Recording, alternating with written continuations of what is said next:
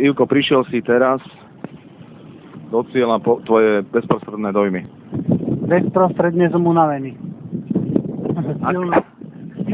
Ako prebiehala etapa? Bola veľmi rýchla, ťažká. Zo začiatku Duny na 20. kilometri som trošku zablúdil, tak na 3 minútky, potom som sa zbadal a už to bolo všetko v pohode. Na asi 80. kilometri ma dobiehol Pajn a do cieľa som prišiel s ním. Išlo sa mi celkom dobre, raz som spadol, ale všetko je v pohode a už len 3 dní, dúfam, že to vyjde. A nejaký kritický moment dneska? Ľahký pád vo fešfeši. Trošku som aj rozmýšľal, že na ktorú stranu sa mám posadiť na tú motorku, ale ináč v pohode. Super. Ako sa tešíš na zajtrajšiu etapu?